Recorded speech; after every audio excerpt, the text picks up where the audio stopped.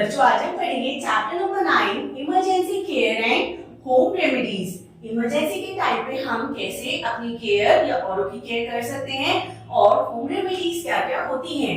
Emergency care, there is no fix time and place for accidents. It can happen any time. It causes a great loss of health, so we should be alert and follow some safety rules to avoid accidents।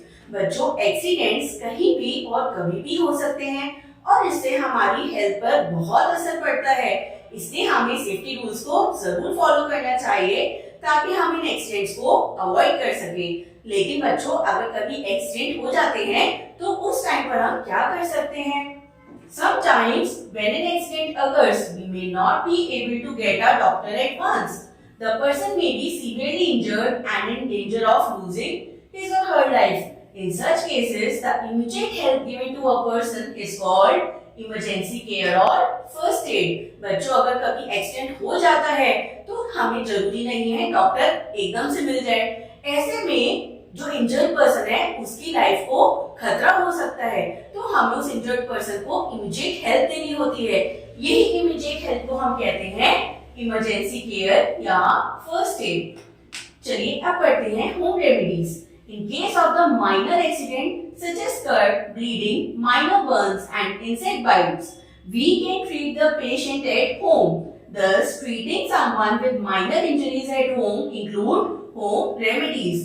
तो बच्चों, कई बार हमें minor accidents की वजह से cuts, bleeding और Burns हो जाते हैं। ये माइनर इंजरीज होती हैं और इन्हें हम घर पर ही ठीक कर लेते हैं। तो इन्हीं ट्रीटमेंट को हम कहते हैं home remedies. Blood is made up of various cells, red blood cells, white blood cells and platelets. Platelets help in blood clotting. बच्चों, हमारा जो ब्लड होता है यानी खून होता है, ये 3 तरीके के सेल से बना होता है। एक होते हैं रेड ब्लड सेल, दूसरे होते हैं व्हाइट ब्लड सेल और थर्ड होते हैं हमारी बॉडी के अंदर platelets.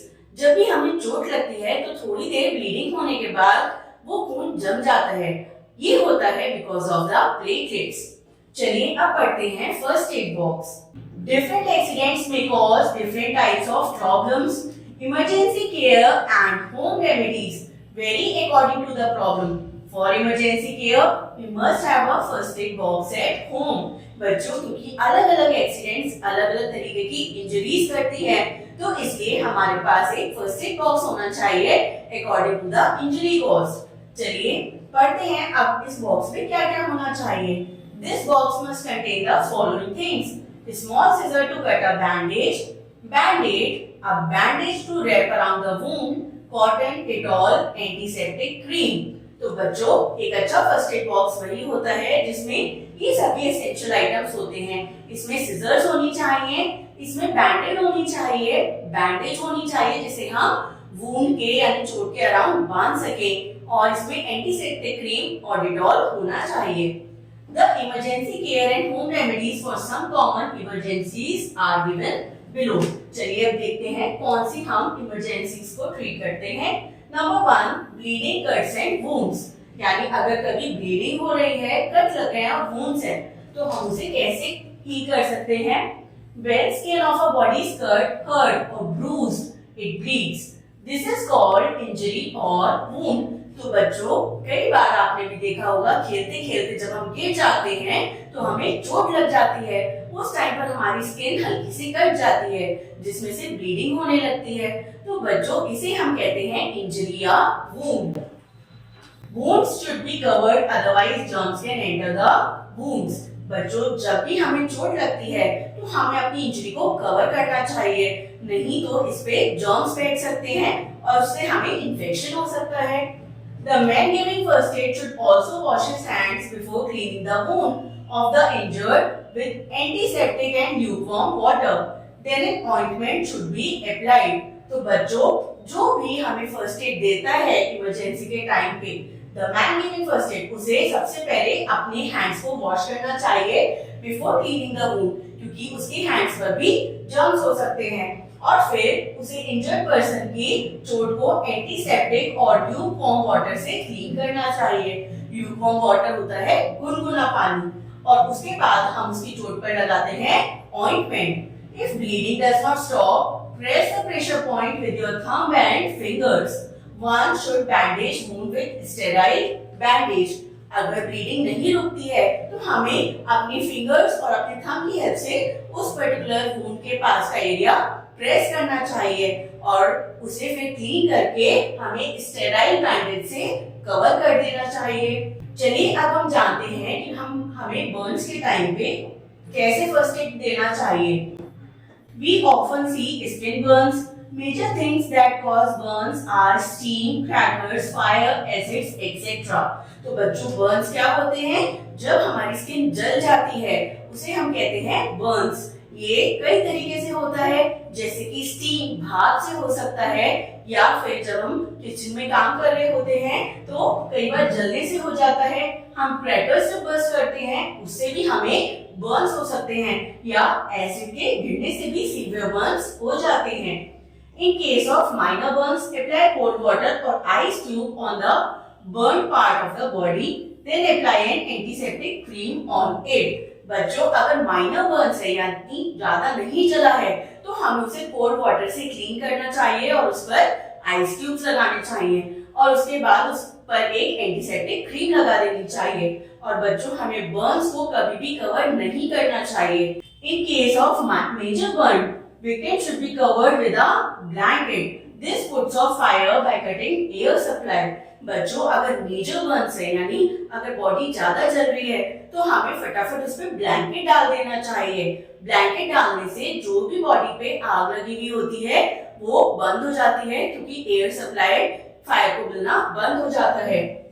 Tell the person to lie down and keep his calm, then call an ambulance immediately. जो भी इंसान जल रहा है उसको हमें फटाफट कहना चाहिए कि वो नीचे लेट जाए जमीन पर और अपना पेशेंस रखे और अपना आप को काम रखे और फिर हमें तुरंत एम्बुलेंस बुलानी चाहिए। In case of acid burns, the burnt area should be washed immediately. बच्चों अगर एसिड बर्निंग होती है तो इसमें हमें तुरंत उस एरिया को वॉश करना चाहिए और एसिड में हमें मिल्क से वॉश करना चाहिए, क्योंकि मिल्क एक न्यूट्रलाइजर होता है जो बर्न को कम होने में हेल्प करता है। अब हम पढ़ते हैं home remedy. Mix some turmeric water with honey. Apply this paste on the burnt area. Apply the skin of pumpkin या पेठा on the burnt area. बच्चों अगर हम होम रेमेडी करते हैं तो हमें हल्दी में थोड़ा सा हनी मिलाकर उस पेस्ट को अपने बर्न्ड एरिया पे लगाना चाहिए, या फिर हम पंपकिन की स्किन जिसे हम कहते हैं पेठा उसे भी हम लगा सकते हैं, इससे भी हमें रिलीफ मिलेगा। चलिए अब पढ़ते हैं nose bleeding. This could be caused due to excessive heat or some injury in the walls of the blood vessels in the upper nasal part. बच्चों नोज ब्लीडिंग यानी जब हमारी नोज से ब्लीडिंग होने लगती है, इसका रीजन हो सकता है कि जो हमारी ब्लड वेसल्स की वॉल्स हैं उसमें बहुत ज्यादा हीट चली गई हो, या फिर हमें एक सडन इंजरी हुई हो जब अपने नोज पे, तो हमारी नोज ब्लीडिंग हो जाती है। Victim should be held upright back.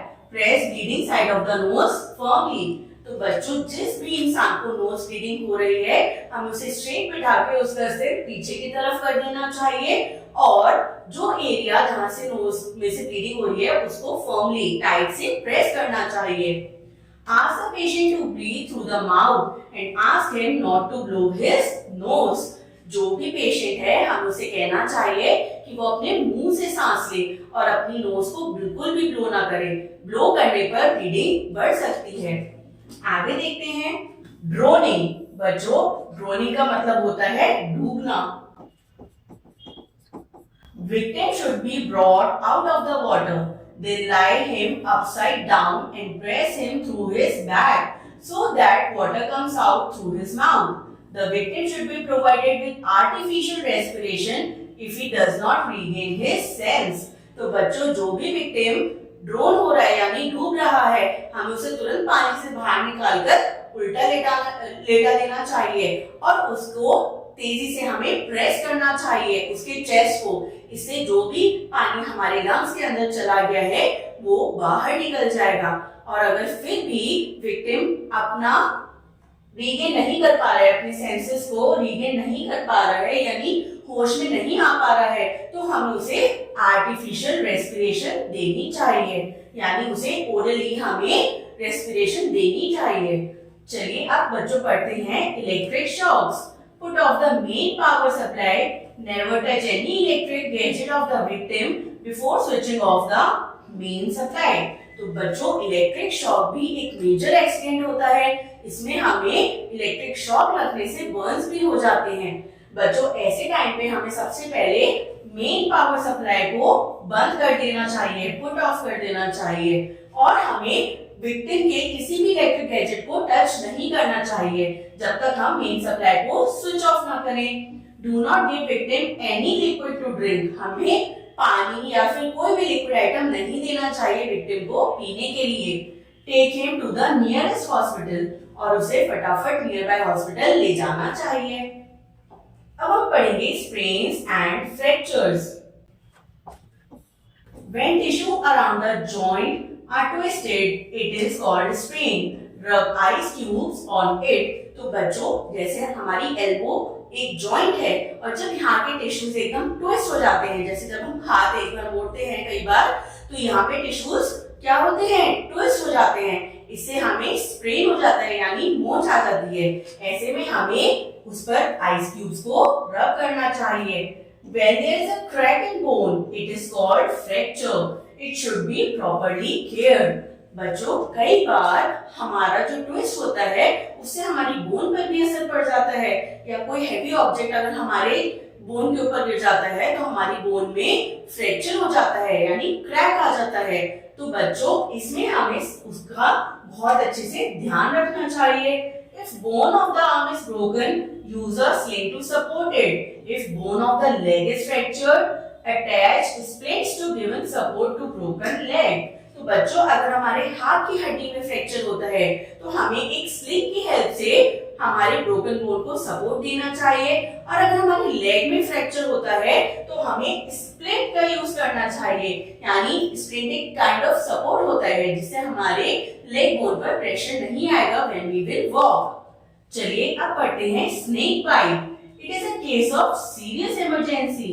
The snake poison, जिसे हम कहते हैं venom, flows in blood very fast. Poison affects both nervous system and heart. तो बच्चों हम सभी जानते हैं कि स्नेक बहुत पॉइजनस होता है और कभी कभी स्नेक हमें बाइट भी कर लेता है। ये एक सीरियस इमरजेंसी होती है। स्नेक का जो पॉइजन है ये ब्लड में बहुत तेजी से स्प्रेड होता है और ये हमारे बॉडी ऑर्गन्स और साथ में हमारे हार्ट को भी अफेक्ट करता है।